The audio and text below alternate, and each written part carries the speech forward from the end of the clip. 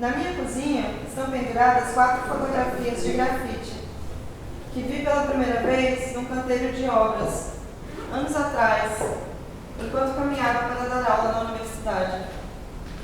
A frase, "A busca pelo amor continua, mesmo diante das improbabilidades", estava pintada em cores vivas. Naquela época, recém-separada de um companheiro depois de quase 15 anos juntos, eu era frequentemente soterrada por um luto tão profundo que parecia que um imenso mar de dor carregava meu coração e minha alma.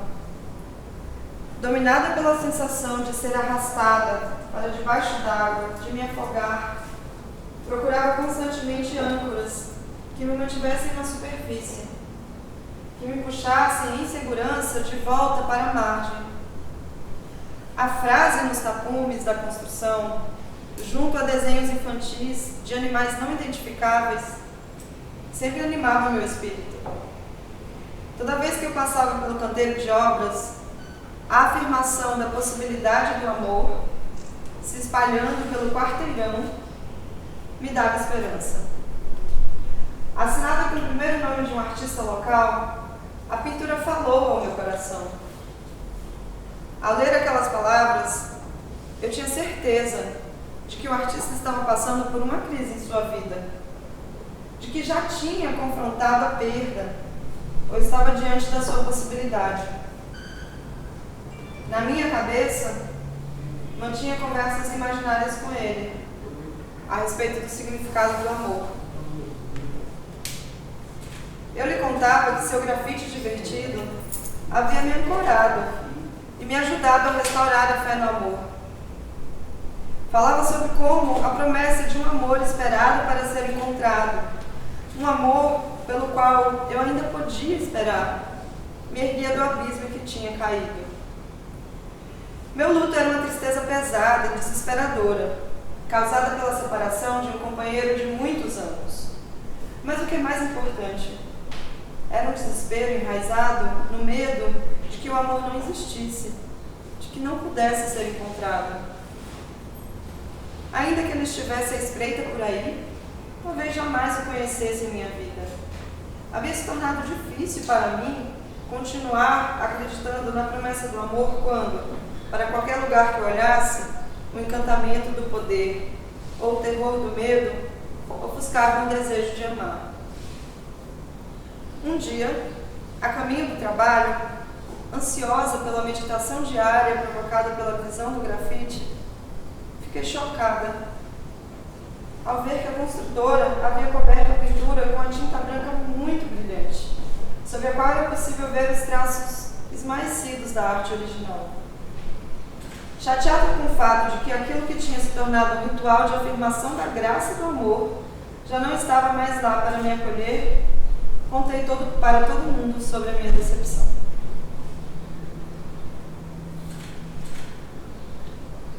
Então, como vocês escutaram, nesse trecho, ela começa a falar sobre o ato de, dentre toda a reflexão sobre o amor, mas sobre o ato de caminhar e de dialogar com a paisagem, sobre fazer o trajeto para o trabalho e ter na paisagem um ponto que é um ponto de referência, que é um ponto no qual a gente se abre para janelas que acessam nossos sentimentos e que dizem muito para a gente, eu acho que de acordo com aquilo que a gente está precisando, que a gente está necessitando naquele momento. Se ela passasse por essa mesma frase em outro momento da sua vida, essa frase diria outras coisas para ela. Então, as paisagens, elas dialogam com a gente, mas elas também se transformam.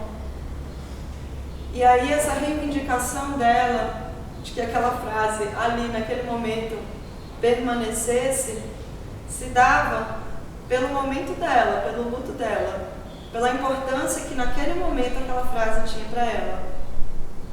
E assim a gente dá início hoje a uma conversa sobre patrimônio. a nossa proposta de estudo de patrimônio dentro do projeto Paisagens em Trânsito é crucial no sentido de encruzilhada, assim, de cruz, sabe, que coloca sentidos que se encontram, que convergem, porque nós estudamos no projeto Paisagens em Trânsito as transformações da paisagem em pontos diferentes do estado de Pernambuco, no litoral, no Recife, no Agreste e no Sertão. Transformações essas que tiveram como motivo propulsor grandes projetos socioeconômicos que são conhecidos por nós, e esses projetos, esses megaprojetos, eles se deram e acontecem ainda em tempos diferentes e simultâneos, né? Porque Petrolândia, por exemplo, a transformação dessa paisagem da cidade que ficou submersa para a construção da nova cidade começou ali na década de 80, mas, né, como o Paulo vai falar, esse já é um projeto tão antigo, né? Então, assim, aconteceu nesse período, mas vem acontecendo. Suape já vem ali da década de 80 e aí, né, se intensifica agora nos anos 2000, 2020. E aí, lá no Agreste, a gente tem também esse período dos anos 70, a Feira da Sulanca, e aí a transitoriedade lá, eu acho que é um aspecto assim que tem uma ênfase muito grande. Porém, a nossa argumentação para desenvolver esse projeto de pesquisa foi de que essas paisagens, elas eram um bem comum. Essas paisagens que se transformavam e que eram trazidas pelas nossas, se vamos falar de projeto, de metodologia, quais são as nossas fontes? São as pessoas. Porque nós partimos da premissa, baseadas na poesia, mas no conceito que a frase da Agnès Varda carrega, de que se abríssemos as pessoas, encontraríamos paisagens. Então, quem são as fontes dessa pesquisa? Sobretudo são as pessoas. São as paisagens trazidas pelas pessoas nesses diferentes lugares que eu mencionei aqui, que são os nossos territórios de pesquisa. São essas paisagens transformadas, mas que são rememoradas, são lembradas, ou seja, que marcaram as pessoas, que são os nossos estudos, ou seja, as paisagens que nós vamos coletar, né? Que nós fomos durante a pesquisa de campo. E aí fica a questão, mas essas paisagens são patrimônio? O que as torna patrimônio? Elas têm a chancela de patrimônio? Não é? Elas são um patrimônio paisagístico de Pernambuco? Por quê? O que é paisagem enquanto patrimônio cultural? E aí, desde o início, sabíamos que o nosso projeto iria seguir uma outra linha, assim, ou uma outra estrada, um outro caminho, uma outra rota. Não é? Nossa referência teórica não estava nesse entendimento sobre patrimônio, mas sim de que patrimônio é o bem comum, não é? E aí as paisagens para nós são entendidas como patrimônio porque elas são importantes, elas falam de importâncias, elas falam daquilo que importa. Então, em um dado momento do projeto, a gente entendeu que teríamos que desconstruir o conceito de patrimônio e que iríamos trabalhar com o conceito formulado a partir do entendimento do bem comum e de que nós afirmamos que paisagens em trânsito, a gente quando diz patrimônios coletivos, estamos nos referindo àquilo que tem uma importância coletiva, mas quem determina essa importância são as pessoas que habitam, que transitam nesses lugares, as pessoas que têm uma relação com esses lugares, e aí são relações de diversas ordens, mas de certa forma sempre afetivas na medida em que afetam, não é? Que elas permanecem, são paisagens que se transformam, mas que permanecem para as pessoas. E aí, chegamos hoje a essa mesa, que é uma roda, e que vai trazer falas de pessoas que vão apresentar essas questões, né, do projeto Paisagens em Trânsito a partir das suas diversas relações com esses territórios ou com esse entendimento de patrimônio. E gostaria muito de dar início a nossa tarde de diálogo, né, com a fala de Elisa Ramos. Quem é Elisa?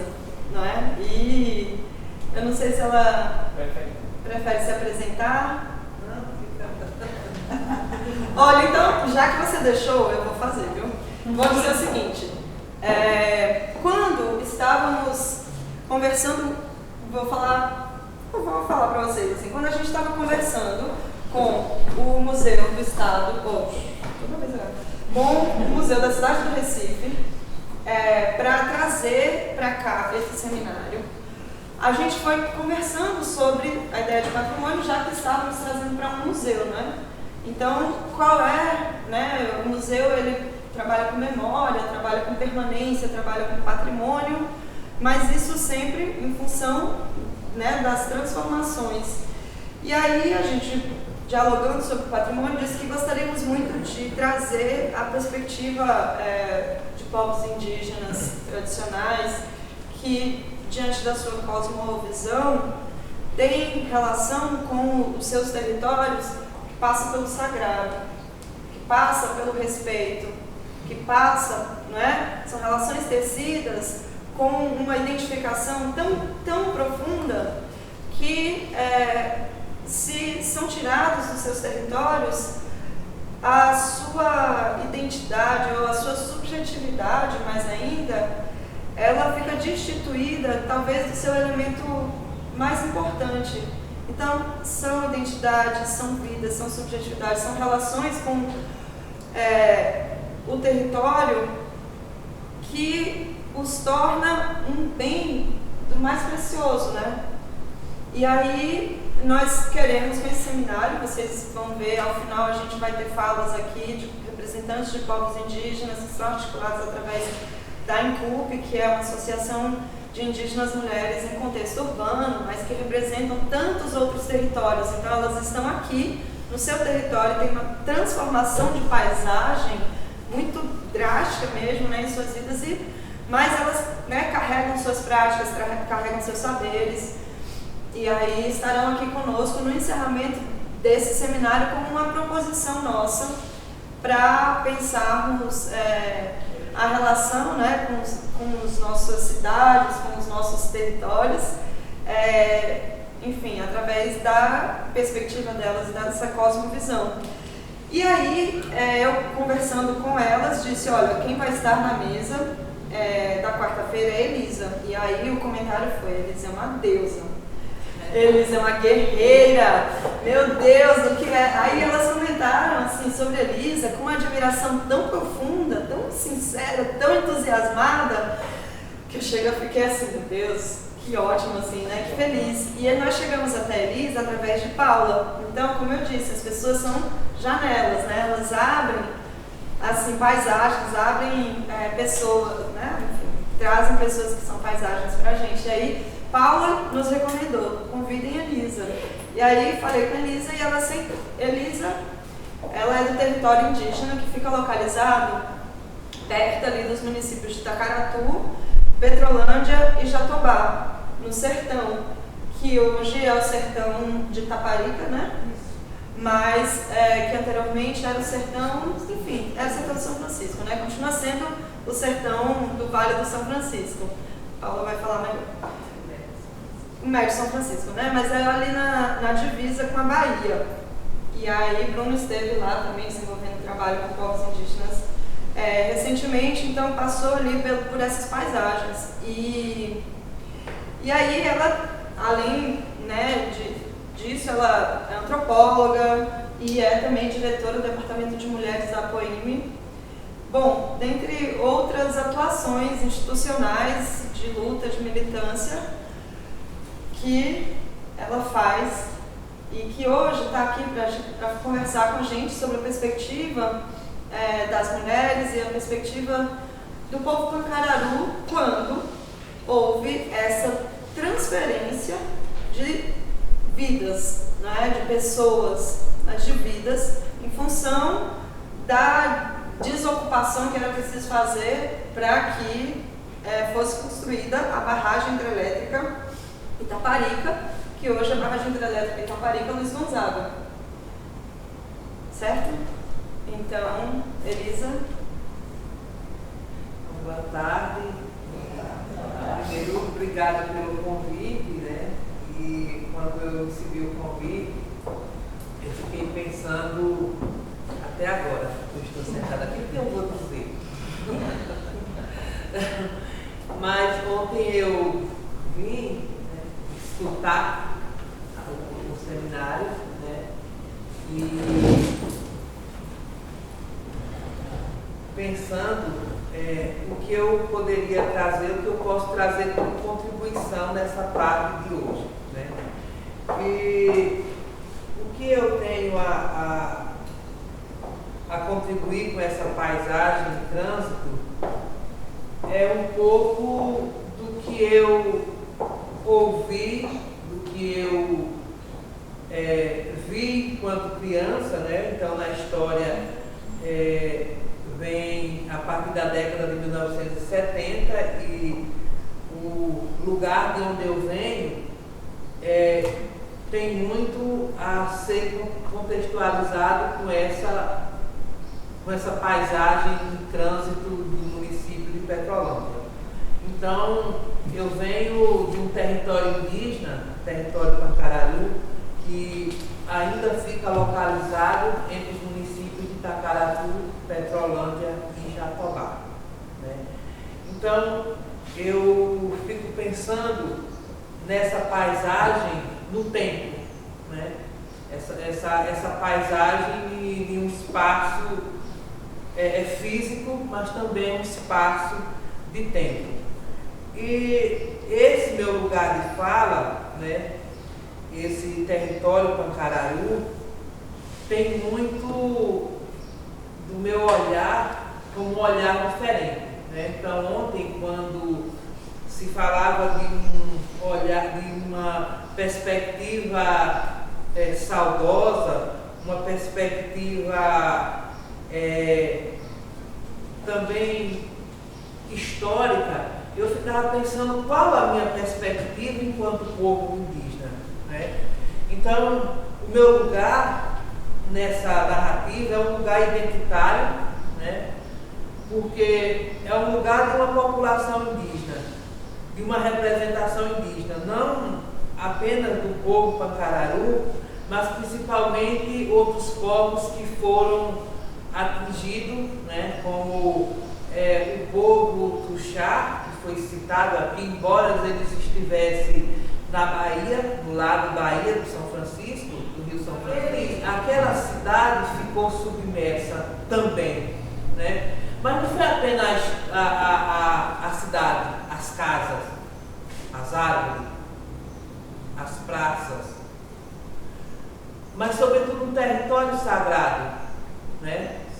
Então você não transfere um território sagrado para lugar nenhum, né? Então aquele território sagrado é morada dos nossos seres sagrados, da nossa ancestralidade, dos nossos antepassados, né?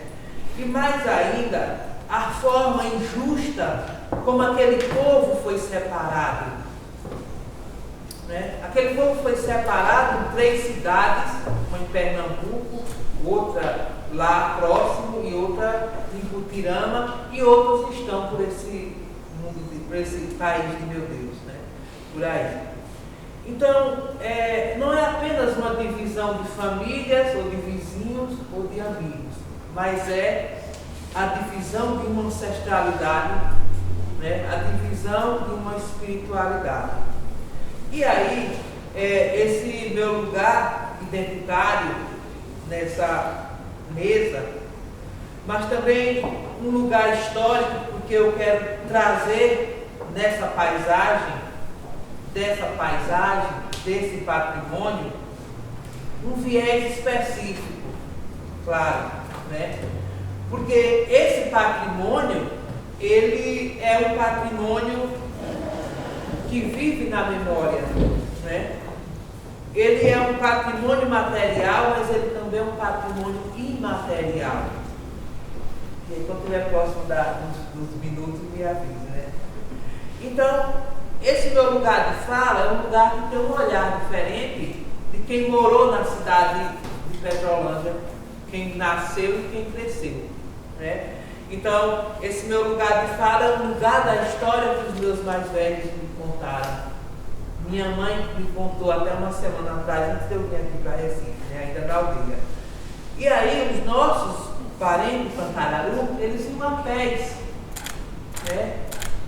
Quando o galo cantava, eles iam a pés para a velha Petrolândia, que era Petrolândia, vender frutas, vender artesanato.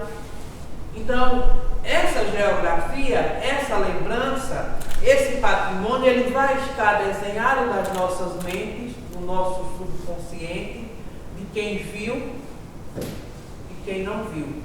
Quem viu aquela estrada, né, onde eles colocavam a carga do jumentinho e ia levar. Quantos dos nossos erravam a hora e ao invés de sair 1 da manhã quando o galo cantava, saía, não tinha relógio, saía cedo e quando chegava na cidade ainda era madrugada, eles nem imaginavam, né? Então quando o galo cantava em horário errado, eles também erravam o horário e iam embora, né? Então, dizendo isso, trazendo para essa minha fala, essa memória auditiva, porque de histórias que eu vou escutar, né? Eu vi a Petrolândia, eu era adolescente, né? Quando aquela história que foi contada aqui, então ali eu tinha uns 16, 15 a 16 até 16 anos, quando a cidade foi inundada totalmente. Mas a gente vai ouvindo essas histórias, né, dos nossos mais velhos que iam vender. Então, essa memória, né, traz essa Petrolândia, Jatobá, que era chamada de Cidade Livre, que foi dita aqui, e a Petrolândia que hoje existe. Então, nessas paisagens, nesse patrimônio, nessa memória, nessa narrativa, há relações políticas, relações econômicas, relações culturais e relações sociais, né? E o que é a Chesf? O que é a barragem de Itaparica na memória do povo Pancararu? O que é aquele grande empreendimento? Para as pessoas que cresceram e que vieram, ou que ainda estão em Petrolândia, tem um contexto. Para o povo Pancararu tem outro contexto. Então, e aí, esse seminário é importante porque eu considero esse caminhar para trazer outras vertentes, outros vieses, né? Essas janelas são muitas. Dessa janela podemos ver muitas paisagens, né? E uma dessas paisagens são os impactos causados por esses empreendimentos.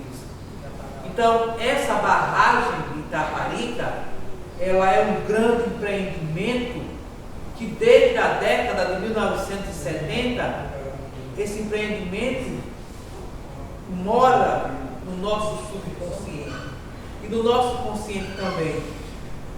Porque trazendo essa trajetória histórica até hoje, 23 de agosto de 2023, se faz necessário que os nossos povos e comunidades tradicionais, o nosso povo sertanejo, o nosso povo nordestino, porque aqui ontem foi falado de Suape, de outras cidades, é preciso pensar nos impactos que esses grandes empreendimentos trazem. A quem interessa esses empreendimentos? O que importa? Essa história que eu estou contando interessa a Chesf? A história das pescadoras da região aqui de Suape interessa ao empreendimento que lá está?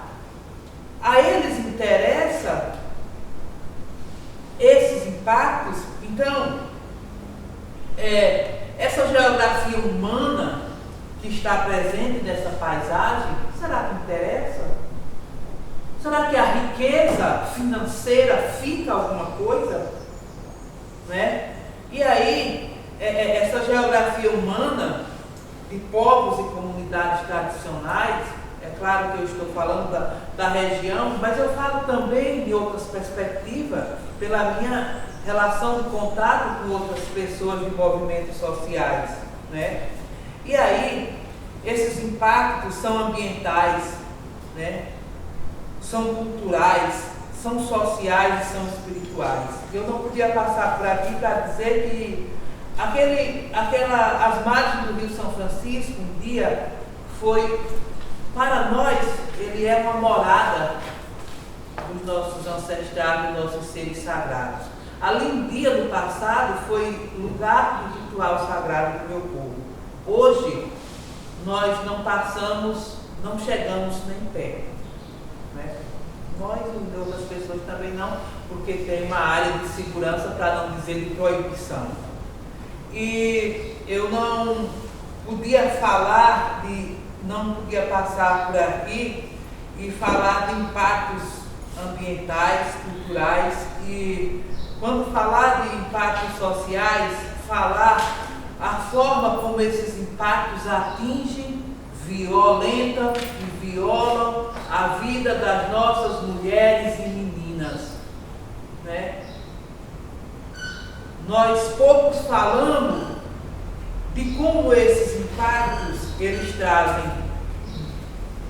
violência, morte, drogas, exploração, prostituição. Eu pouco vou usar a palavra prostituição, mas eu vou falar de exploração, de abuso e de violência contra as nossas mulheres e meninas.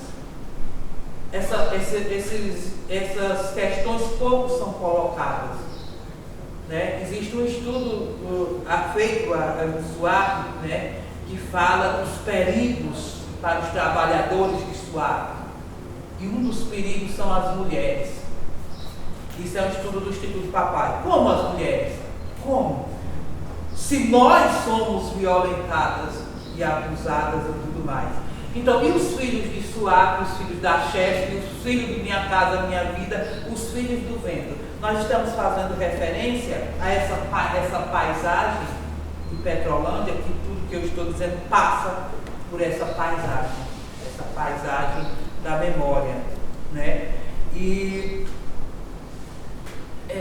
para mim, que sou Pancararu, um dos impactos maiores da memória é quando aquelas torres da Chesf, que tem a ver com a cachoeira, com o lago, com a hidrelétrica, passa no meu território e apaga alguns espaços sagrados. E quando eu digo sagrado, é sagrado no meu povo. No entanto, eles vão viver na nossa memória, nas nossas práticas, nas nossas falas, no nosso cantar, na nossa forma de se comunicar com os nossos seres sagrados. E quando eu sou professora do Estado e quando eu fui aprovada no concurso, eu fui trabalhar numa agrovila. A Chesf construiu agrovilas, né? São espaços rurais, né? Que eu fiquei 2 anos por lá, dando aula nas escolas também, pouco tempo depois as escolas foram municipalizadas. Eu lembro daquele período como uma ilusão, né? Porque um ano, quando eu trabalhei no primeiro ano, no segundo ano eu vim embora, eu e todas as professoras vim embora profissionalmente, né? E pessoalmente também, porque as escolas se tornaram municipais. E naquele contexto, nos 2 anos que eu trabalhei lá, 1 ano e meio, as pessoas receberam uma espécie de indenização, né? Que tinha, como foi dito aqui, uma faixa 1, 2 e 3. Então, essa indenização, as pessoas, uma casa que custava, vamos dizer que custasse hoje 10 mil reais, quando as pessoas receberam, as casas subiram para 40 mil. E aí o pessoal gastaram aquele dinheiro todo, né? a maioria, comprar aquele dinheiro comprando um som chamado 3 em 1, um carro que Chevette, se fosse hoje correspondia a um Celta, um Fiat daquele quadrado, fazendo uma comparação, né? E assim, então aquilo era uma ilusão. Era igual alguém dizer 100 mil para você, para você, para você, para você. A gente entrar no shopping, estourar o 80 e ficar só com 5, daqui a pouco com 1.000, outro ficar sem nada, acabou 1.000, né? Então, e aí, para concluir a minha fala, eu quero trazer indígenas em contextos urbanos. Urbano é uma discussão bem atual, e eu penso que os parentes que vêm aqui na sexta-feira vai tratar dessa questão de indígena em contexto urbano. E aí eu vou falar dos que estavam, do trabalho, né? Os que foram morar, foram para trabalho, lá trabalhar nas firmas, ou trabalhar na roça, e aí fazendo uma relação cultural, ou morando, né? E concluo a minha fala dizendo que a parte que o meu olhar de como nós estamos inseridos enquanto povo indígena, e também convivendo com outros povos e comunidades tradicionais que ali estão, né? Outros movimentos sociais, organizações sociais. Eu quero concluir essa minha primeira fala falando dos patrimônios vivos, né? São as pessoas que nos contam essa história, né? Mas também a mesa é chamada também de patrimônio, né? Então eu quero concluir falando dos patrimônios vivos, né?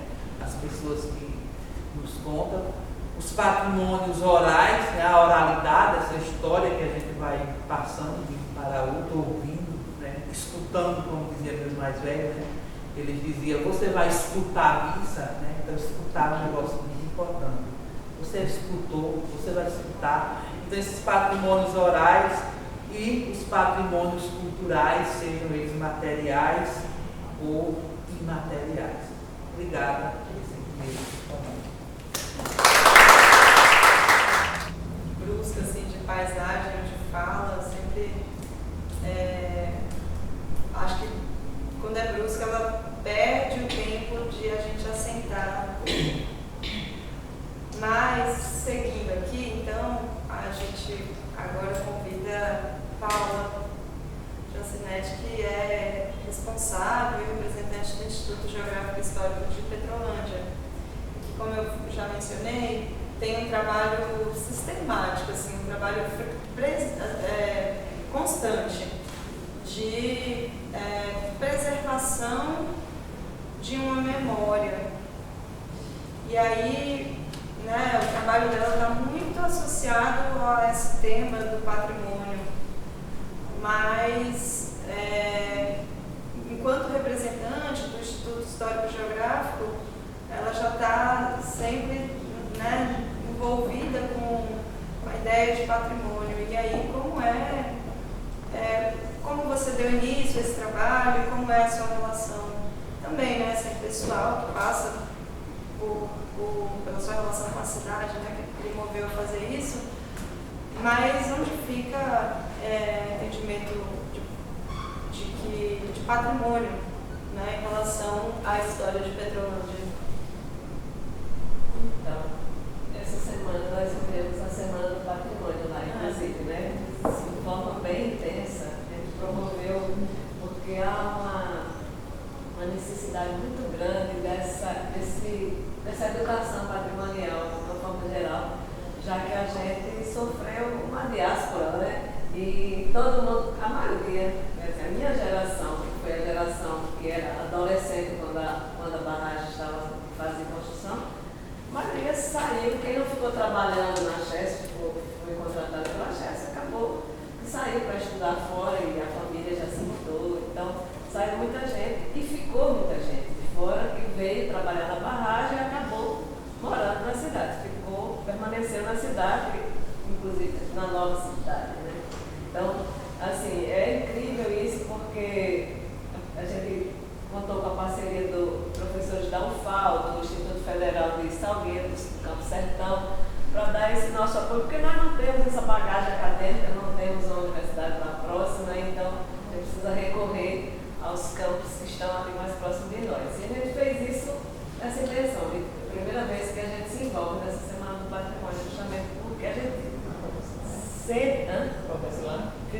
esse ano, a primeira vez. Em parceria com a Secretaria de Cultura, fizemos isso. Mas veja como é incrível.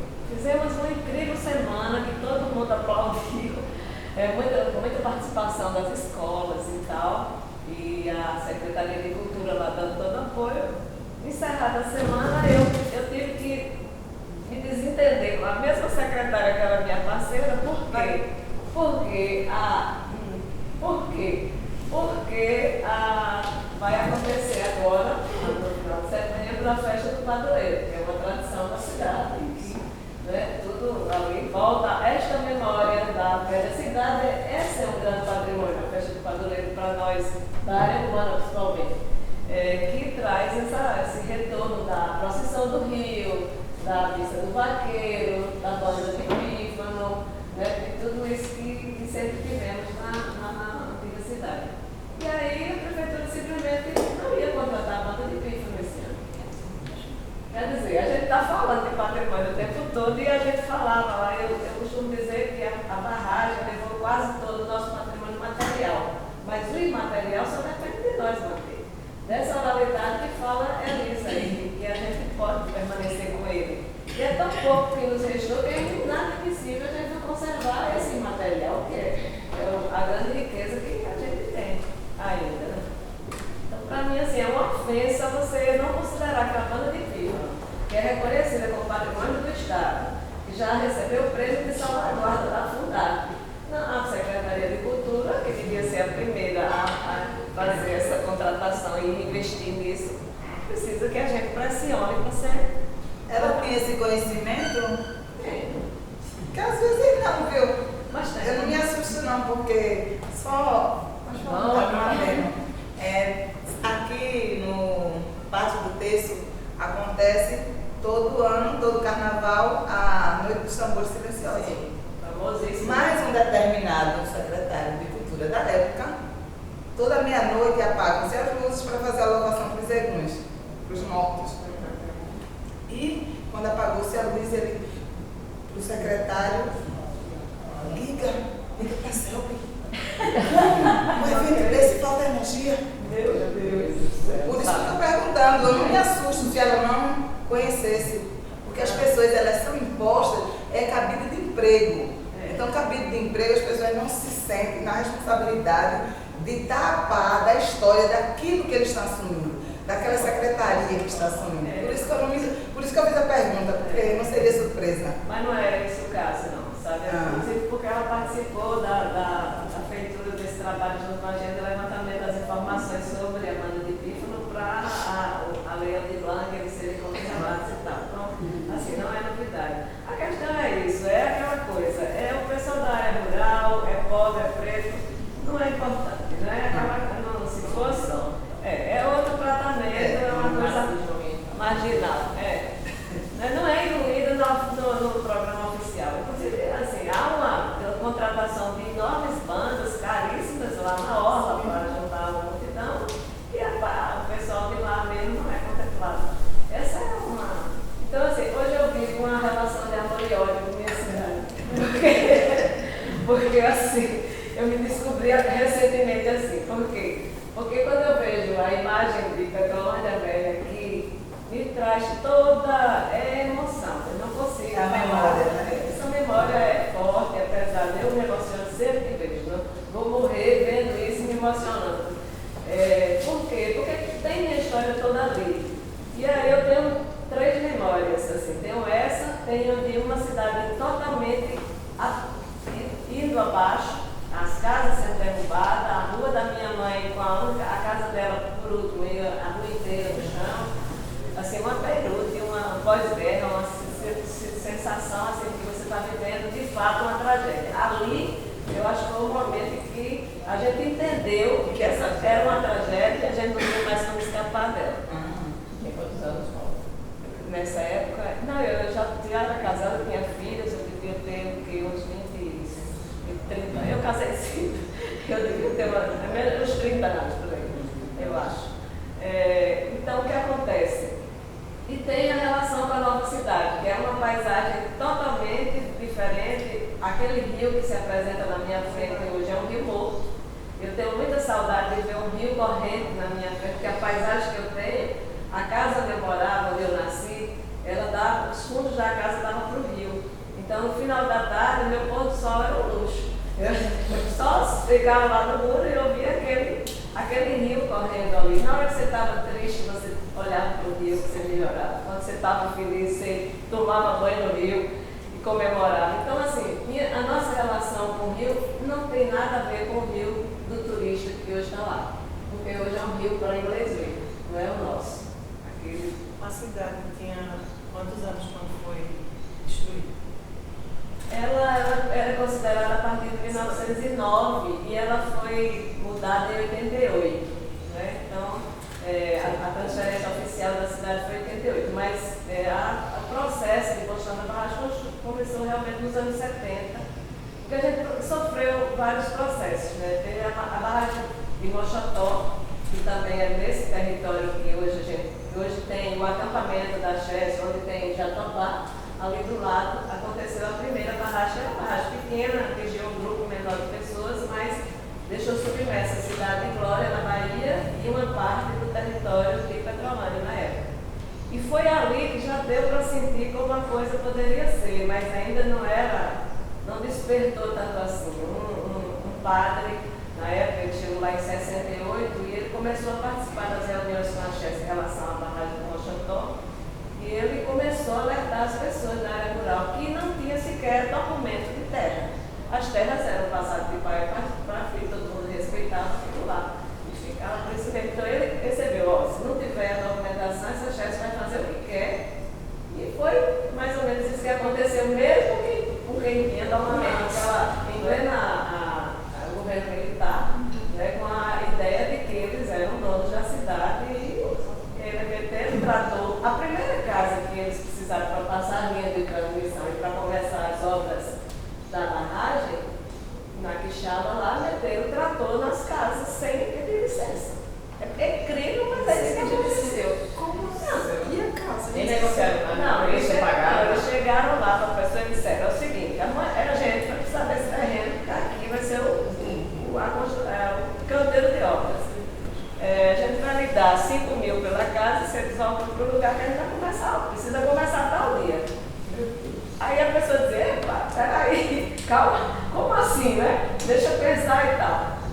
Resultado, fizeram muita pressão em cima desse povo. Aí eles chegaram, nessa época, estavam começando a organização sindical, que alertou que não podia ser assim. Não é? Mas isso, olha, eles já tinham entrado em roça no povo que ia passar a linha de transmissão. Nesse caso, quem não tinha residência não tinha licença. Abria a porteira, passava o carro, abria a vala para colocar uma postiação. E no caso dessas casas, teve essa impasse.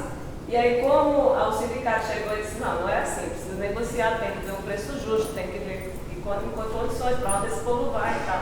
Então, entraram com a chefe na justiça. E nesse intervalo, entre entrar na chefe na justiça, eles chegaram para dar uma na casa. Simples assim. Tipo acontece aqui no Recife. Enquanto está no processo, vamos derrubar logo que acaba a questão aqui. É isso mesmo. Começamos assim lá. Foi já desse tipo. Então, como é que o povo de lá conhecia a chefe? A grande essa imagem que se tem da chefe, inclusive tem um amigo nosso que tem um trabalho de mestrado dele, que é a Peixe-Fera, o povo versus a Peixe-Fera, porque era esse o nome que se dava a chefe, como esse monstro destruidor que vem passando o trator em cima, porque esse foi o cartão de visita que a gente teve deles, né? Isso aqui é um trabalho de mestrado, muito interessante, eu não sei se foi preciso. É muito bom o trabalho desse menino. Ele faz parte de um movimento chamado Rio de Lutas e junta o pessoal todo que sofreu com o processo de barragem em Alagoas, Pernambuco, toda a área. Então, assim, eu digo que tem essa relação de amor e ódio por isso, porque essa cidade que eu ainda não consegui me apropriar dela. Ela é como se é uma luta constante para a gente segurar um pouco do que restou do que a gente, da nossa, né, da minha geração restou. E nesse seminário agora foi assim, um retrato muito claro do que alguém foi apresentar lá, fazer uma apresentação. Um moço, um maestro, levou uns meninos do centro de convivência lá para fazer uma apresentação com flautas e tal. E aí ele tocou o hino da cidade. Ele pediu para as pessoas ficarem de pé. Estavam 2 colégios lá assistindo essa palestra. E aí ele pediu para ficar de pé porque ia cantar o hino da cidade. Nós ficamos e cantamos, a minha geração ali cantando, empolgada, os meninos todos calados, né? E aí eu me virei, e aí tem uma amiga minha do meu lado disse, olha, eu não consigo ouvir, não me arrepiar e tal. Aí quando eu me vi, estava todo mundo calado, aí eu virei para uma moça que estava atrás de mim, assim, eu disse, vocês não cantam. Vocês ouvem esse hino na escola? Disse, toca todo dia. Ela disse assim, eu já sei fácil, toca todo dia. Eu disse, e vocês não cantam porque não sabem ou porque não querem? Porque não querem. Para mim, ali, resumiu. Quem é a pessoa mais antiga lá na cidade ainda viva? Você saberia dizer? Tem gente de mais de 100 anos lá ainda viva, né? Mas assim, que eu costumo conversar, tenho 2 pessoas lá que tem mais de 80, tem 90 e poucos anos. Um trabalhou na estação de ferro, ele ainda está lá e está com a cabeça boa. E outro é seu Lebinho, que trabalhou na década de 40 lá na Comissão do Vale do São Francisco, foi marceneiro e ele hoje ficou até há pouco conduzindo a banda marcial do município. Ele ainda tem uma cabeça muito boa. Mas ainda tem, então, o trabalho do Instituto é mais ou menos assim, me angustia muito ver esses mais velhos seguindo sem deixar essas memórias registradas. Porque aí a gente começou um processo de... Eu conheci o trabalho do Museu da Pessoa e me encantei com ele, porque qualquer pessoa pode chegar lá na plataforma e contar a sua história, deixar registrada essa história. Então eu pensei, a gente precisa urgentemente deixar essas memórias do povo petrolado registrado lá. Né? Eu vou colocar algo que é muito pessoal a mim, certo?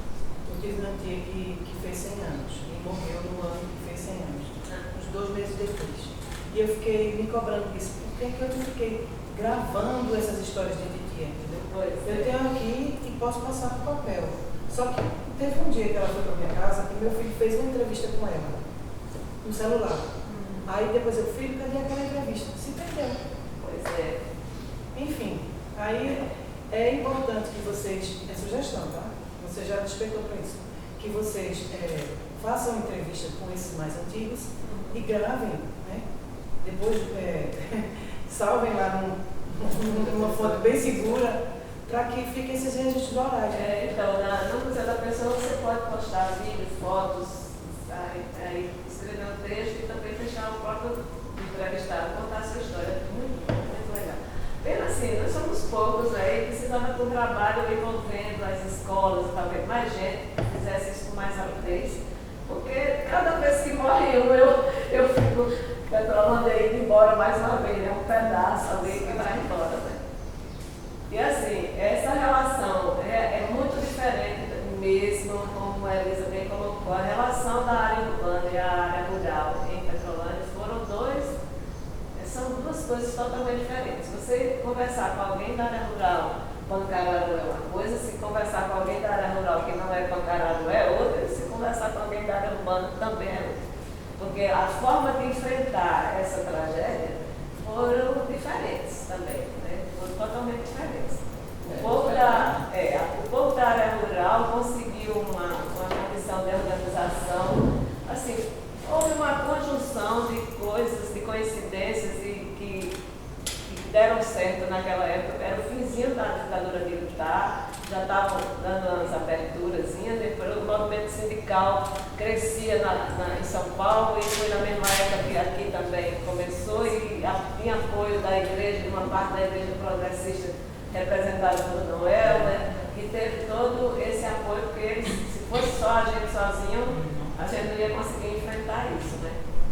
Mas assim, a gente tem muito orgulho de dizer que foi o movimento sindical de Petrolândia que fez a Xerxes aprender a fazer barragem. Essa só não. O Banco Mundial hoje, a partir de Itaparica, porque era o financiador, ele reconhece que porque a partir de Itaparica, os financiamentos de barragens seguem outro critério. Porque antes, até ali, não era considerado ecologia, não era considerado as pessoas. Elas não estavam inclusas nisso. Então, o meio ambiente, as pessoas não contavam, né? Até Sobradinho era isso, recebeu o dinheiro, isso que a Elisa contou, recebeu o dinheiro, vai embora, cuida da sua vida. Gastou o dinheiro, não tem mais o que fazer, problema seu, faça o que quiser da sua vida, não tem um compromisso com isso. Mesmo com todas essas lutas, mesmo assim, a Chesf entregou a cidade de Petrolândia cheia de problemas e virou as costas, não quis saber dos problemas sociais. O racho que ela deixou, a gente paga essa conta até hoje. Exemplo, a lei que os psicólogos mais se fala, de narrativa. Não, porque tem uma disputa de narrativas em torno desse processo muito grande. Não é? Porque, e aí quando eu digo grande, é porque é complexo, assim, porque a Chesf dá os royalties para a cidade, 20 anos, né, de conta de luz e de água, além de uma casa nova e de uma ajuda. Então, existe essa narrativa e a gente viu que muitas pessoas lá em Petrolândia, falando enquanto pesquisadora, pessoas mais, né, a gente fez entrevistas lá, pessoas mais novas, pessoas que só nasceram, pessoas que eram realmente bem novas, assim, quando foi feita essa transição de cidade. E que se gabam muito, assim, da cidade e falam da Chesf como a mãe. Porque a Chesf foi uma mãe. A gente ouviu dessa forma, né? Você se lembra? A Chesf foi uma mãe. Não só gente nova, inclusive a própria secretária. Mas eu acho que eu tenho em busca, né? A gente conversou com o Sol, né? A gente falou também dessa coisa do que fala é progresso, minha gente, né? O discurso é esse. E aí as pessoas meio que. Eu acho que tem esse peso, sabe? O que é que você entra, o que é. É questionar, mas é isso, assim. Então realmente tem uma disputa. Uma lavagem de É uma coisa meio isso, sabe? É uma coisa meio isso. Você termina aqui, ok. E outra coisa, você termina acreditando porque é uma dor muito grande. Você vai sofrer mesmo o que você perdeu, porque isso não tem jeito. Eu fico pensando, porque muito, pra mim, toca muito, demais. Porque é muito isso, assim, uma memória que é muito complexa de você acessar, né? Eu não sei até que ponto essa memória você tem dificuldade de acessar, porque eu não sei se as pessoas conseguem, entendeu? Lembra se você se emociona aqui na fotografia? Como é que você quer que as pessoas vejam a dor, sabe? Assim, não quer dizer, vem cá, vem cá ver isso aqui que dói, para poder, assim, não sei como trabalhar isso, sabe? É importante, mas assim, a pessoa está me chamando a atenção para esse sentido, que eu acho que tem essa dor envolvida. E eu senti uma coisa meio de bloqueio, assim, né? As pessoas já estão na outra fase, assim. Eu senti um pouco dessa viagem. O que vimos lá também foi até um desconhecimento, assim, em relação à história de Petrolândia. As pessoas não. Que é uma questão que o Brasil tem, né? Essa relação com a memória super problemática. Então, lá as pessoas não conhecem essa história, inclusive, né, a secretária falou pra gente, não, a gente fez um concurso aqui e colocou uma questão do concurso sendo a história de Petrolândia para que as pessoas se pusessem a estudar sobre. E aí a gente foi recebida lá, assim, a nossa pesquisa foi recebida lá muito bem, porque justamente tinha esse olhar para essa história, para essa memória. Então, a gente viu assim que lá as pessoas não conhecem, não olham. Eu fico pensando que... Não, que eu fiquei pensando agora no meu pensamento, assim, que quem é que escreve a história, né? Se a gente for deixar só os dominadores que devem viver escrever a história da gente, Petrolândia vai ser um sucesso, né? Vai ser um sucesso, porque era uma casa que não tinha água, não tinha esgoto, não tinha nada. Nem banheiro, né? Nem banheiro. A questão né? do banheiro agora é super maravilhoso, né? Tem tudo, tem água, tem tudo, tem passar quantos anos sem pagar luz, todo mundo se reclama. E agora é uma grande cidade. Então, assim, quem não vai contar a história de Petrolândia, sabe? Já passou esses 20 anos já? Realmente é importantíssimo. Esses 20 anos de carência já passou aí? Já temos mais de 30 já na nova cidade. E aí é que o bicho pega, né? Porque o problema não é bem isso. Dá pra nem fazer o macaco que o chuva tá passando em cima, não, assim. Essa carência, assim, não foi nem todo mundo teve esse direito, mas pior de tudo é que o projeto de irrigação, por exemplo, que era para ser um modelo e era moderno na época, hoje está dando um mau problema. As pessoas estão ali perto do rio sem água na sua propriedade. como é que você trabalha irrigação se o grande progresso para quem ficou, porque a questão sempre foi essa, progresso para quem?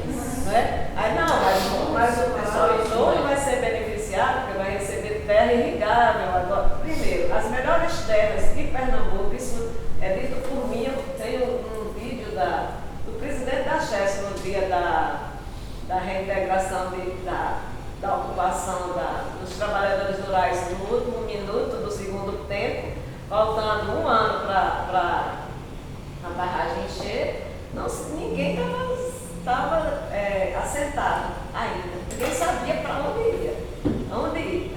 Então, a vila nenhuma pronta e tal, e a barragem ficou pronta, né? Então, os trabalhadores foram forçados em 86 a ocuparem a barragem e interromper o processo. Porque eles viram ou faziam aquilo naquele momento ou não tinha mais negociação. Porque depois que a água subisse, todo mundo tinha que correr ou morrer afogado. Né? Então, eles pararam ali a CHES e no final de 6 dias de paralisação, eles conseguiram um acordo de que enquanto a terra não produzisse, a CHES bancasse a família um salário mínimo e meio por família, sei lá, uma conta que eu não sei dizer exatamente como, mas um recurso enquanto a terra produzia, porque tem isso. Você vai receber uma terra, ok, mas até ela produzir, como é que eu vivo? Né? Vou comer o quê? Esse povo vive disso. Então, houve esse processo aí que foi horrível, porque muita gente ficou sem poder fazer nada. Olha, teve um momento antes da barragem que ninguém podia plantar nada, porque como ia ser indenizado, era proibido.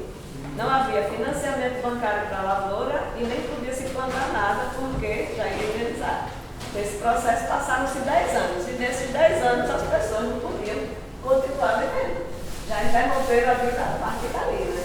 E essa angústia de todo dia, sem saber para onde ia, como é que ia ser esse dinheiro que eu vou receber, tenho condição de comprar outra casa, se eu vou, né, onde é que eu vou me colocar, se vou ter realmente. Tem muitos, porque teve essa opção também, né? Ou você recebia casa, ou você recebia o dinheiro. E poderia foram várias situações diferentes. Quem era do campo, recebeu agrovilas. Quem tinha sua casa assim, na cidade, mas tinha que ter a documentação da casa e aí receber uma outra casa. E até o povo se organizar, houve muita extorsão mesmo, porque era assim, a CHES chegava e oferecia, bom, quanto você vai indenizar a sua casa? Quanto vale? 5 mil, ele dizia. A CHES era quem dava o preço. 5 mil, a pessoa dizia, ai não, mas é muito pouco, aí espera que eu vou pensar. Uma semana depois eu voltava lá, não, os 5 mil não dou não. Tá bom, então dou 10. Aí dobrava. A pessoa não aceitava e voltava depois, deu 35. Era um leilão até a pessoa se render. Só os primeiros, depois que o povo foi se organizando, foi ficando mais atento a isso e foi tendo mais cuidado. Mas o povo da área rural teve essa organização maravilhosa que foi o que fez ainda conquistar alguma coisa, mas por não ter continuidade, hoje estão sofrendo, né? Porque aí depois que cada um recebeu sua lote, a CHES deu fora, hoje está por conta da Condevasso, que virou um cabide de emprego, não serve para coisa nenhuma, mas é ela que é responsável, então a CHES tem mais nada a ver com isso, nada funciona, os equipamentos antigos, caríssima manutenção, tudo importado. Não tem ninguém fazendo a manutenção, o povo teve que aprender a fazer lá os gambiarras para conseguir continuar funcionando, né? E o pessoal da cidade não teve essa organização, então era cada um por si, Deus por todos, e quem tivesse mais força de lutar, ficava conseguindo. Então, assim, de fato, algumas pessoas, minha mãe é um exemplo disso. Minha mãe se pergunta, ela hoje não tem condição de se comunicar, se ela está num processo bem adiantado de Alzheimer, mas ela dizia, estou muito feliz nessa cidade nova, porque eu minha casa nova, minha casa é melhor que a outra, eu construí do jeito que eu quis, que ela foi uma das que recebeu o dinheiro e ela mesmo quis construir a casa dela. Ela dizia que estava muito bem, sabe? Ela fazia essa relação exclusivamente com o mundinho dela ali. Não é? Muita gente dessa época achou isso. As pessoas hoje vão ter um memorialzinho simplesinho, vocês chegaram aqui lá. Sim. Tem umas fotos, né, das casas da casa, tudo muito humilde, porque era todo mundo muito pobre mesmo. As casas muito humildes, e aí as pessoas olham a foto de antes e de agora e dizem, ai, claro que vocês saíram ganhando. diferença da cidade, né? No entanto, as casas de Petrolândia, como toda casa do sertão, era aquela casa conjugada, todo mundo junto. Você não tinha jardim, você tinha calçada na sua porta, né? A rua Você era abriu larguíssima, né? a rua larga, toda tarde botava-se a cadeira na calçada, conversava com o vizinho. Não é? E como é hoje Petrolândia? Casas de muro altos, fechadas, você não fala com o seu vizinho se não marcar com ele para se encontrar, combinar o horário de se ver. Né? A gente tinha essa praça maravilhosa que todo mundo à noite ia para lá e se encontrava naturalmente. É outro modo de vida. Essa paisagem de antes e de agora são coisas totalmente. É assim, eu acho é uma agressão à forma de viver de um povo inteiro que é escolhido para ser a vítima do progresso. Morre um para bem de outros, né? Essa ditada, morre um para bem de outros. É mais ou menos essa lógica, é uma lógica utilizada. Obrigada, Paula. Né? Eu ia apresentar aqui Carlos Melo, que chegou aqui, que ele é um dos nossos dialogantes, representante aqui da gente, né, do Agreste. Eu sou de lá, do Agreste, vim morar aqui tem 12 anos, fiquei aqui até uma determinada idade, depois voltei para lá, voltei para cá, voltei para lá. O nome da minha cidade é Riacho das Almas. Eu até brinco dizendo, eu pus os meus pés no riacho e acho que nunca os tirei, porque eu sempre tive uma conexão muito intensa com o Agreste. Né? Assim, Fica perto de onde, Riacho das Almas? fiquei entre Bezerros e Caruaru. Então o que acontece? Há uns 10, 12 anos atrás, eu criei um projeto chamado Bienal do Barro, que é um projeto, não é a Bienal da Cerâmica, é a Bienal do Barro. Então é a Bienal para pensar o barro a partir de vários pressupostos. Eu sou artista cuja plataforma é arte contemporânea, então assim, tem uma problematização aí para variar. E assim, a ideia era lançar luz sobre a comunidade do Alto Moura, onde eu me formei como artista, basicamente. A comunidade do Alto Moura existe lá, firme e forte, com mais de 2.000 artesãos ativos hoje. E eu achava que Caruaru foi uma cidade que, em algum momento, ela apagou essa paisagem, ela apagou essa imagem. Isso, obviamente, por conta do poder político e econômico, que a gente já sabe muito bem como se dá.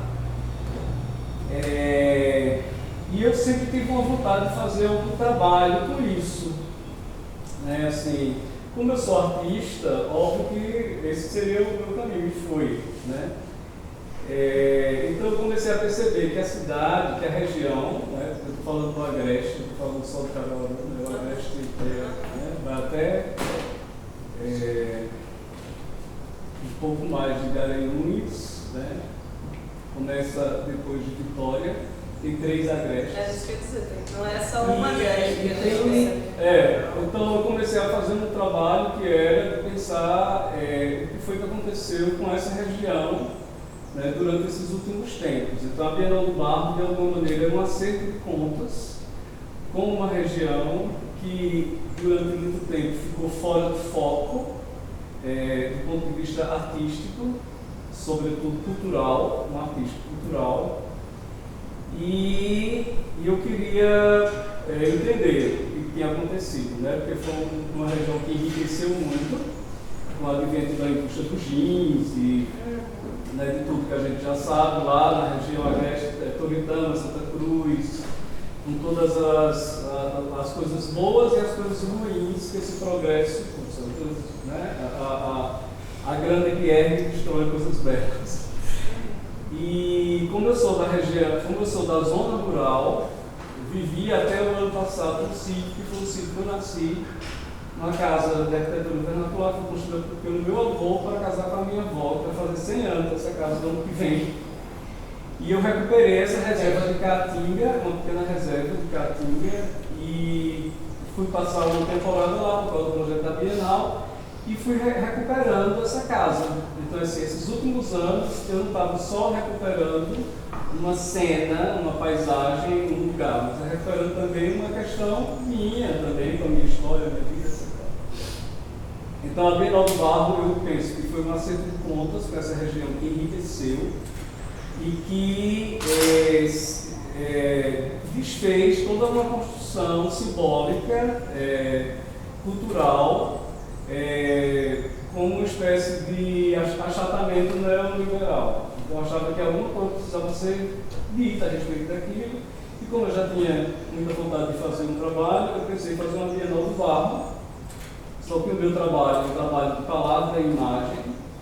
A base do meu trabalho artístico é a palavra e a imagem. Daí eu fui morar fora e criei um poema, antes de vir para o Brasil, que é um haikai, é o corpo barroco. Então assim, o corpo barroco é um painel de neon com 9 letras, é uma obra mesmo, está aí numa coleção e tal. E você vê 9 letras e você lê o corpo barroco. Você faz um círculo, assim, né? É um anagrama com os dois pressupostos do barroco, que é o horror vazio e a glória do efêmero. Então eu escrevi um texto. Eu não sou intelectual, sou um artista, mas eu escrevo. E escrevi um texto falando do ideia de corpo contemporâneo, que é um corpo barroco, que é um corpo que ele é ansioso por ser esvaziado e também ansioso por ser preenchido, né? A meditação, a medicação, a informação, né? Essas coisas que entram e que saem do corpo da gente, o desejo de querer continuar, né? De encher e de se esvaziar, enfim. Só sei que quando eu criei esse trabalho, eu fracionei, virou um corpo barro oco. E eu pensava na época, com uma curadora amiga minha, escrever um livro sobre o meu trabalho, que era o corpo, que é a base do meu trabalho artístico, o barro, que é a região de onde eu pertenço, que é o agreste, e o oco, que é esse devir, que são essas questões que vêm, o tempo, e que são contaminadas por essas questões todas e tal. E assim eu fui desenvolvendo argumentos muito eficientes, né, assim, entendendo, aprendendo sobre o projeto. Conheci uma produtora aqui de Recife, ela comprou a ideia, a gente colocou no Fucultura e eu fiz a primeira edição da Bienal do Barro, que aconteceu e acontece numa antiga fábrica de cordas, no centro de Caruaru, uma fábrica chamada Caruá, que foi muito importante para o município, foi a primeira experiência industrial no Agreste. Caruaru, quando teve energia elétrica, foi com o gerador dessa fábrica a primeira vez, empregou muita gente, matou muita gente, explorou muita gente, mas teve essa importância, né, para aquela região, por isso que Caruaru e o Agreste têm essa vocação mercantil, né, de feira, vem muito daí. E ela foi devolvida para a comunidade para virar um centro cultural e virou um estacionamento. E quando eu era adolescente, eu amava esse lugar, porque assim, são 4.800 metros quadrados, construção inglesa, coisa assim, incrível o lugar. O centro de Caruaru, né, tem um complexo industrial, que depois, na minha época, o complexo virou, ambientes para oficina, exposição de arte, tem um museu do barro que é lá também, tem uma chaminé que era da fábrica, enfim. E eu comecei a pensar em ocupar esse espaço com esse projeto, né? Era uma forma de fazer com que ele voltasse a ter o sentido original, né? E eu consegui, né? Eu fiz essa primeira edição, o prefeito na época, como era o recurso Fucultura, a ideia seria Fucultura, Prefeitura de Caruaru e SESC, né? Tem um núcleo contemporâneo que é nesse lugar, nessa fábrica, um núcleo histórico no SESC, porque eu penso no núcleo histórico como sempre uma ideia de voltar ao passado. Eu quero abrir um parênteses aqui. Eu vou participar da Bienal da China, agora em novembro, e eu estava conversando com a curadora e ela estava me dizendo que na China tem uma lógica de futuro e de passado que é diferente de nós ocidentais, né? Eles acham que o futuro é o que está atrás e o passado é o que está na frente. Por isso que o livro é diferente? Será que a escrita tem relação com isso?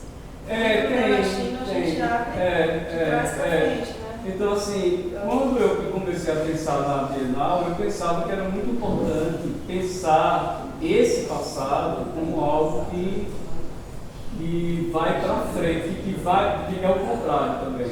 né? O passado que vai para frente e esse futuro que vai para trás. Então eu criei um núcleo histórico, onde, por exemplo, eu levei na primeira edição as fotos do Pierre Berger, que ele tinha feito de Vitalino e nunca tinha ido para Caruaru. Então tem esse núcleo histórico até hoje. A cada edição eu homenageei um artista de lá da região. Núcleo contemporâneo são 16 artistas convidados por um curador. E a cada edição vem surgindo novos núcleos.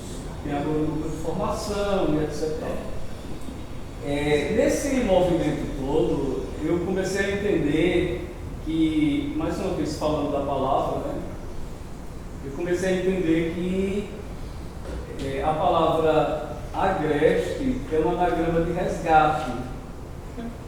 E eu acabei fazendo um trabalho com esse anagrama, que hoje está no Museu do Mar, lá do Rio. Tem um painel de neon também, com a palavra agreste e resgate. E que talvez a Bienal do Barra tivesse o tempo inteiro tratando disso, assim como eu estava tratando dos meus resgates, recuperando a casa que eu nasci, etc. Então, assim, hoje eu acho que fica muito mais claro para mim, assim, que é um projeto, vai ter a segunda edição agora, esse ano, a terceira edição, aliás, agora esse ano, porque assim, a Bienal, ela não conseguiu ser Bienal, porque às vezes não era aprovada no Futura, então tem uns espaços aí, mas eu criei um outro projeto chamado Agreste Telúrico, que acontece entre uma edição e outra da Bienal, que é um simpósio para discutir as questões da Bienal passada e a próxima, então nunca fica um espaço completamente vazio, né? Isso não depende de Bienal, é isso? Como? O Agreste Telúrico não depende da Bienal, é um projeto, é Futura. Mas é mais fácil. Então é isso. Então eu acho que eu estava conversando recentemente que quando eu tive esse insight de que agreste é resgate, eu percebi que eu não estava só tratando de arte, eu estava de alguma maneira também tratando de uma região, né, resgatando uma região. Eu vinha para as reuniões aqui da Secretaria de Cultura e o lema da Secretaria de Cultura foi, durante muito tempo, cultura do cais ao sertão, ou seja, a Agreste não aparecia. E as pessoas implicavam, diziam que era implicância minha, porque estava implícito. Então vamos falar de Foucault, né? A palavra que não é dita e tal. E eu comecei a entender que esse meu movimento era um movimento de resgatar uma região cujo símbolo cultural é o barro. Então, assim, todo o trabalho que eu tenho feito ultimamente é um trabalho de fazer, é um projeto voltado para a comunidade, é um projeto de arte útil, como diz uma pesquisadora cubana.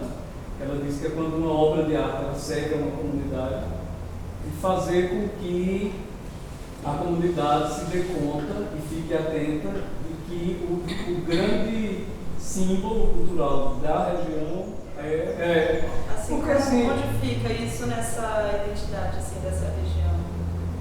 Na sua perspectiva, né? Já que você traz um barro, eu pergunto sobre os tecidos, assim, que foi o que nós, na pesquisa, a gente foi para Santa Cruz, Toritama, então a gente, na nossa pesquisa, o enfoque foi essa região do Agreste.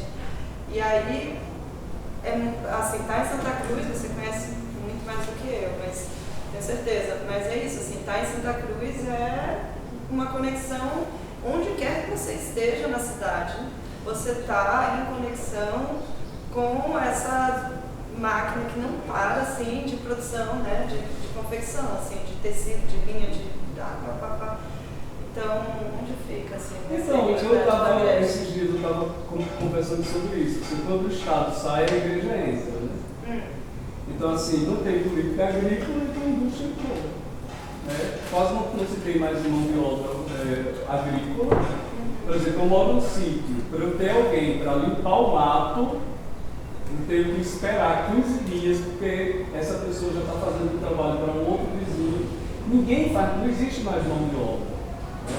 Assim, o pequeno agricultor hoje tem fabrico de roupa, que são as facções. Isso é muito importante para a gente. Então, assim, isso foi tema de um trabalho que eu fiz na Leão de Blanco 2, que se chama Overlock. É um projeto onde eu trabalho com tecidos que as artesãs lá da minha região refazem, reconstroem com os resíduos têxteis das fábricas. Elas pegam os resíduos e criam um outro tecido, que é um tecido mais encorpado, assim, e que ele tem um volume. Então eu fiz estruturas têxteis com esses tecidos, né?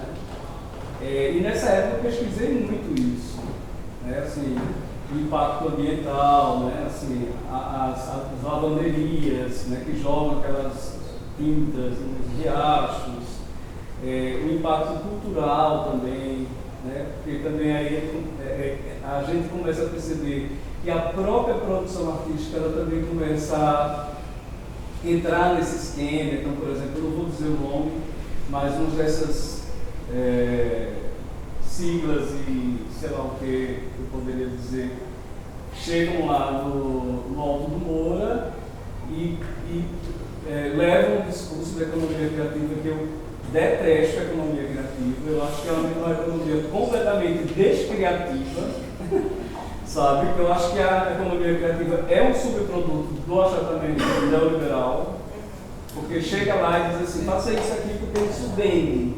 Aí todo o conteúdo criativo, né, simbólico vai embora e de repente o que era um lugar os artistas podiam produzir as suas loucuras, né, assim como no Vitalino, no Mestre Galvino, começa a fazer uma moradeira de Minas Gerais porque vende, aí um faz a cabeça, o outro faz o braço, você fica lá tomando uma cerveja, você vai ver as carrocinhas passando com a cabeça, depois com o braço, aí voltam a boneca, vai para Minas e eles escrevem Made em Minas Gerais, entendeu? Então assim, isso é o que essa Igreja dos Mormons, né, que é essa que eu não vou dizer o nome, faz lá, né, com essa política de uma economia criativa que na verdade vai lá e interrompe o fluxo criativo, né, criando novos campos simbolistas que na verdade são trabalhados a favor desse neoliberalismo. Estou falando isso aí, eu também vejo que eu quero ver os patrimônios, né? Estou falando da coisa da pessoa criada, das loucuras para fora e tal, porque eu acho que a gente está falando de arte, uma pessoa que trabalha com cerâmica, com barro, né? Até com roupa também, com fenômeno, né? Mas que fica limitada a essa produção vinda de fora para vender, porque o interesse é vender, né? Isso eu percebi muito lá, assim, é produzir, olha, eu não vou poder sair para ver um show de águia em Águia. Ah, é uma cantora aqui, você não conhece? É daqui de Santa Cruz. Não conheço, não vou ter tempo não, eu tenho que pregar 2.000 botões, assim, eu tenho que pregar botões nessas 2.000 roupas, porque é agora, vai ter a feira, eu já não vou poder, a gente fica aqui. E aí fica nessa história, entendeu? Eu tenho uma dúvida. Veja, eu fui para Tracunhaém, e em Tracunhaém, barro à vontade, e o pessoal lá reclamava que não tem mais barro lá, que eles iam pegar barro no Cabo. Certo? Por aí. Mas lá não tinha. Tracunhaém era a cidade do barro. Aí lá em Caruaru tem isso. Está acabando. Só daqui a só tem mais 8 anos. Tem uma situação. Mas não é culpa do artesão. É da indústria. É isso que Da zolaria. Da zolaria que faz de cerâmica, que faz tijolo. Assim como também aconteceu uma coisa muito curiosa, porque criaram uma lei municipal impedindo os artesãos de usar forno de madeira, né, com forno de lenha, a lenha. Né? Enquanto, na verdade, quem destrói tudo são as pizzarias, as padarias, entende? Então, assim, é uma coisa muito desproporcional. Eu acho que um dos trabalhos da Bienal do Barro tem sido chamar a atenção para essas questões, de que o artesão ele precisa, de fato, ter o direito de desenvolver o seu trabalho autoral, ele tem sim o direito de usar as suas técnicas originais, né? Eu acho que também tem uma questão, que aí também talvez seja para um outro assunto, para um outro momento, de pensar qual é a diferença de arte e artesanato. Assim, os artesãos eles têm um trabalho que precisa, de fato, ser reconhecido e valorizado. Né? Assim, eu fiz agora um trabalho que vai estar na Bienal da China, é um boi de Vitalino. Eu me aproprio do boi de Vitalino e pego e produzo esse boi invertido. Ele é um boi, só que a parte de trás, as pernas dele ficam para cima, né? E esse trabalho tem uma série de 20, de 40 e está numa galeria que vende múltiplos. Então, abriu-se uma discussão sobre qual a diferença entre múltiplo e artesanato. E eu digo que o artesanato é o avô do múltiplo, né? Então, assim, essa questão do objeto e de ser considerado também, o barro muitas vezes é considerado como uma arte menor, né? Como uma matéria-prima menor. Isso é incrível, assim. Eu tenho vivido isso, assim, com esse trabalho especificamente. Assim, porque vai quebra fácil. Mas enfim, eu acho que é uma questão que vai muito por esse caminho, assim, de pensar uma região que durante muito tempo sempre se entendeu como uma região que o barro era uma matéria-prima muito presente que está se acabando, né? Mas que parece que em algum momento isso não se institucionalizou, né? Não se colocou claramente, né? Aquela força do agreste, o barro com uma força mesmo simbólica, né? E artística do agreste. Dá esse lugar, né? de realmente um patrimônio. Pois é, mas... Não, mas eu tenho que falar, porque cada uma das falas realmente abre aqui para muitas discussões. E aí, assim, o diálogo a gente tem que perguntar, né? Mas deixa eu só depois você... realmente Eu vou ficar incomodada se eu não fizer a pergunta, porque é o diálogo, tem que perguntar. Tem que perguntar, realmente. Mas vamos também contemplar a fala das convidadas? Não, Anota mas a pergunta. contemplar, mas uma perguntinha não forma para ninguém. Depende, né? Querida, Anota a pergunta, por favor. Tá bom, tudo bem. Anota a pergunta, Censura, tudo bem fazer. Depois eu faço você pessoalmente, tá? Não, pode até fazer depois, mas não, deixa só, porque É senão porque senão não vai vai dar dar tempo. Não, já entendi. Então tá. Bom, a gente está nesse aperreio aqui porque temos um horário limite aqui no museu, sabe?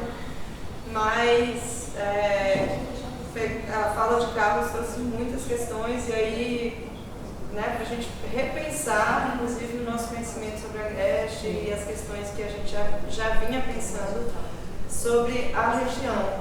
Por isso que a gente tem muitas perguntas a você. Né, já que...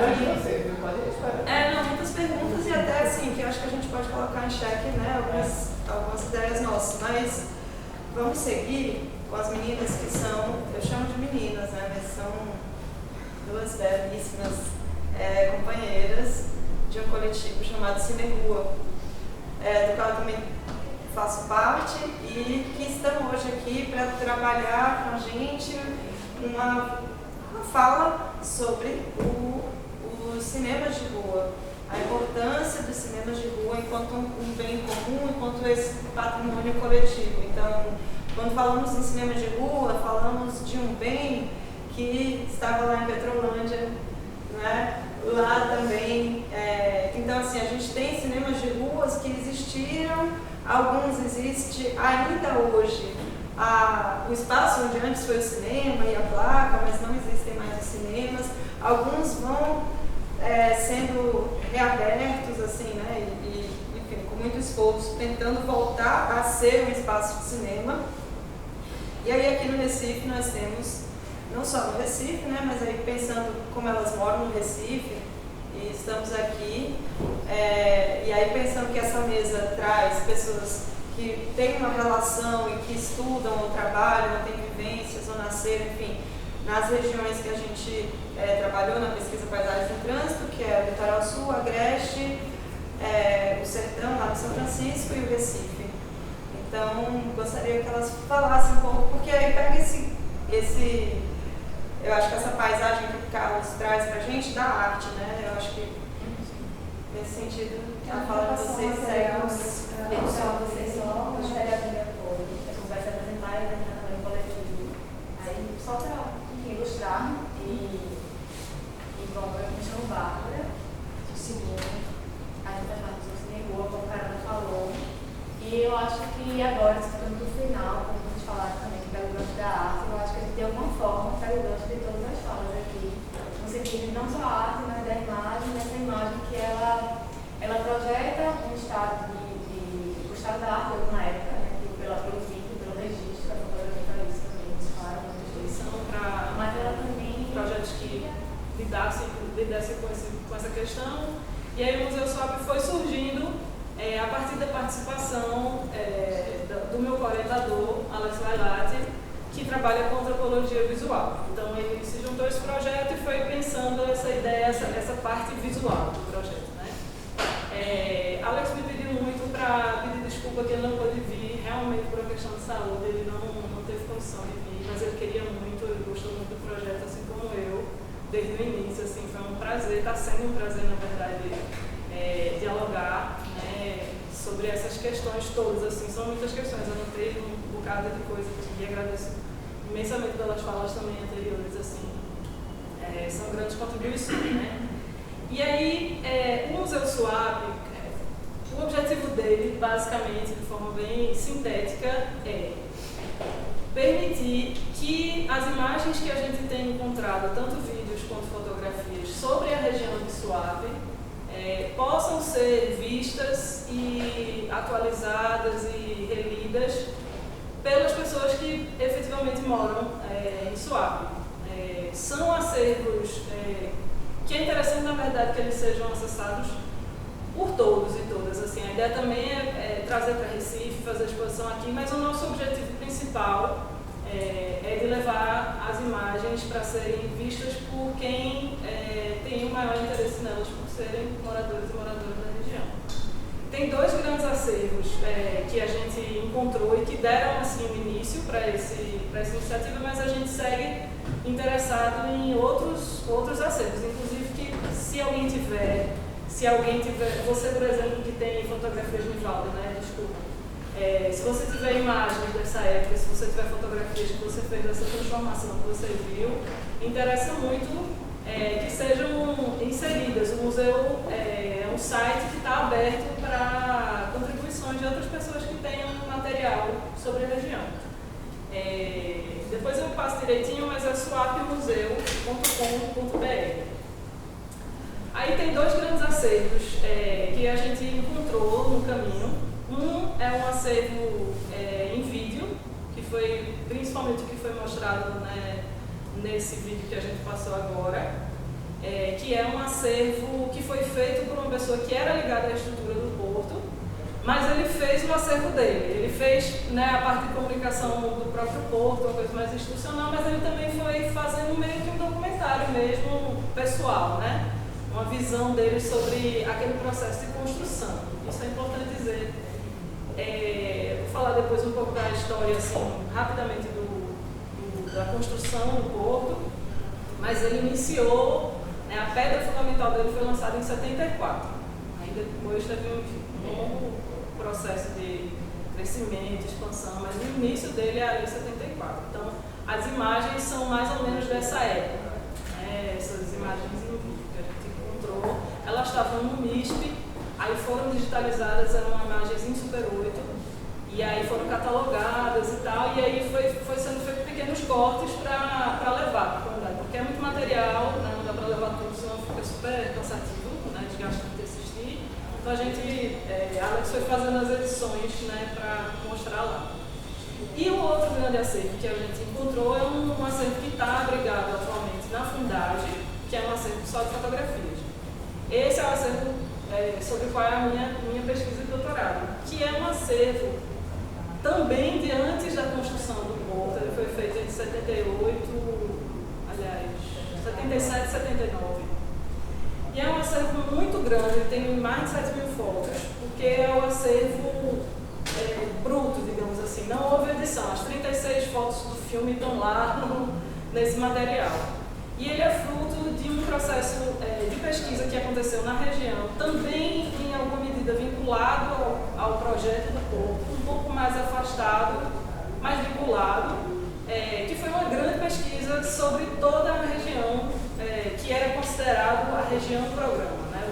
O nome dado na época era região programa, que era toda a área de influência do Porto, né?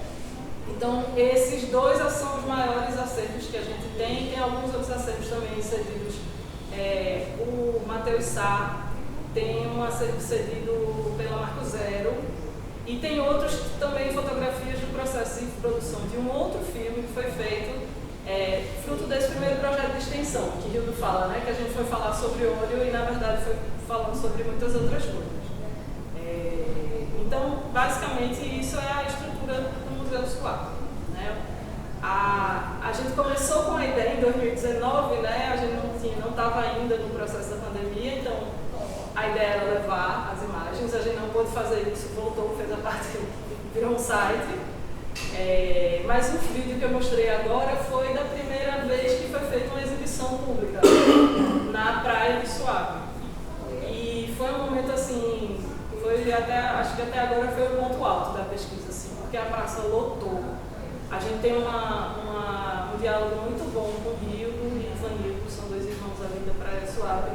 E eles são pessoas que têm, enfim, uma articulação local muito legal e tal. Então foram lá, chamaram o povo de Gaibu, chamaram o povo da Vila de Nazaré também. E foi muito legal, porque ficou muito lotado e a gente pôde exibir tanto os filmes quanto as fotos. Então foi um primeiro grande momento de mostrar, né? Então, enfim, isso para dizer o que é o Museu SUAP, situar um pouco, assim, e dizer também, a fala de Elisa todas as falas, na verdade, me fizeram pensar que é importante dizer que eu falo aqui como pesquisadora e não como uma pessoa que vivenciou as transformações na região, né?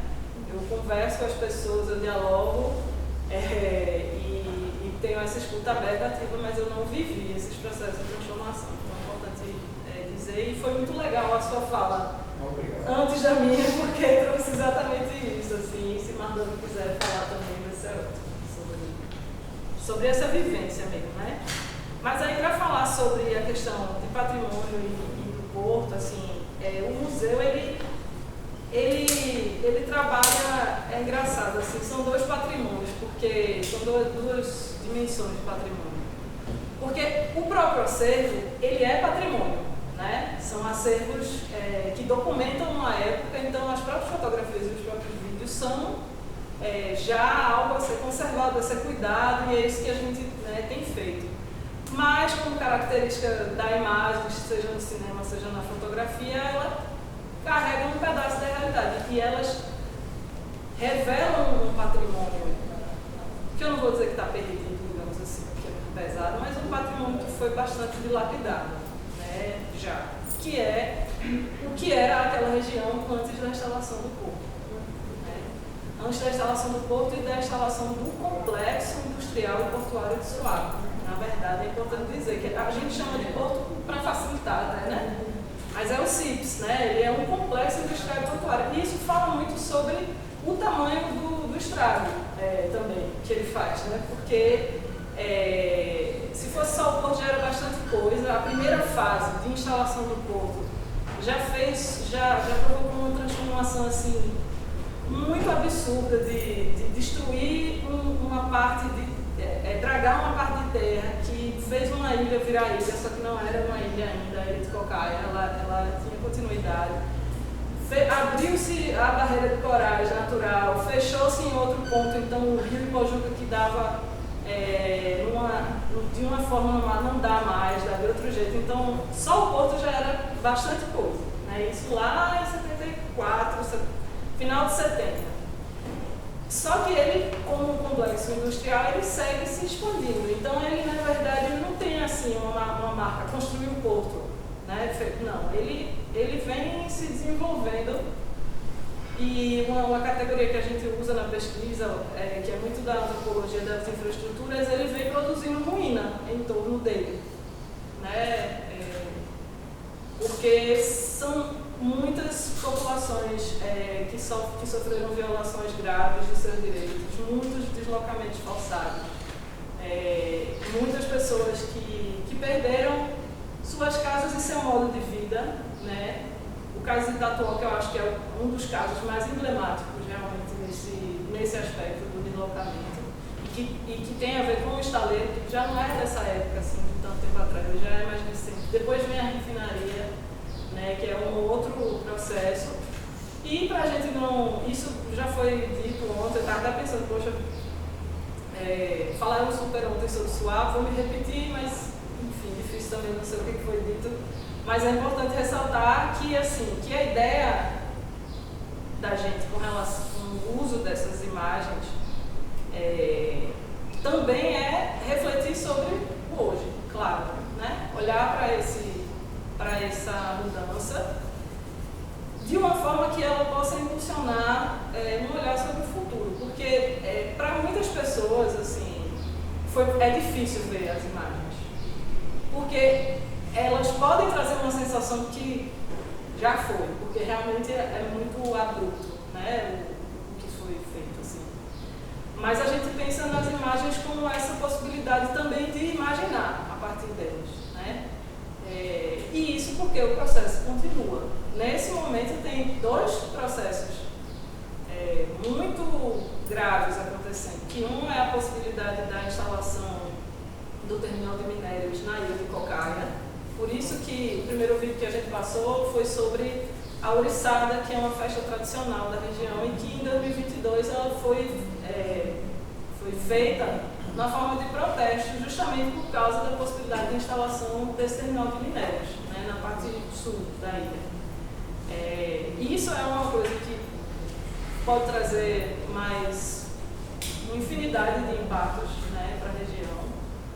E, além do mais, agora ainda tem a privatização do Parque Metropolitano Armando de Holanda Cavalcante, que está no processo de licitação, né, está numa discussão para ser uma parceria público-privada, enfim, ser explorado pelo potencial turístico que tem.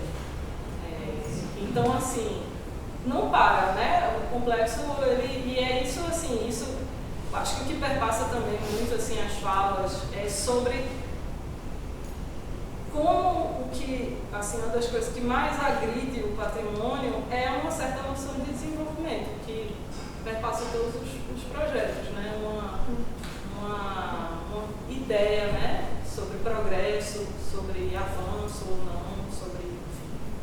e também um registro histórico de como o período da ditadura militar foi relevante nesse sentido, porque eles tinham muito essa... Era um projeto da ditadura, né? Construir grandes infraestruturas, integrar o país. Todo o objetivo expresso, né? Mas que foi atropelando, né, uma série de populações. Assim. Então, essa coisa eu também observei em algumas situações, mas não vou lembrar agora, mas fala de políticos. Por duas vezes, assim, como é marcante. Em duas situações falando acho que eram audiências, aliás, foi até na audiência lá em Suape, teve uma audiência recentemente para falar sobre esse projeto de parque, né? E como assim, o IPHAN, o patrimônio, surge muito claramente na fala deles como um problema a ser resolvido. Um percalço a ser passado. Um entrave. Tipo, o IPHAN, esses problemas aí com o IPHAN, você fala assim mesmo, esses problemas aí com o IPHAN, a gente tem que... Né? E aí você vê, meu Deus, olha o lugar do patrimônio, assim.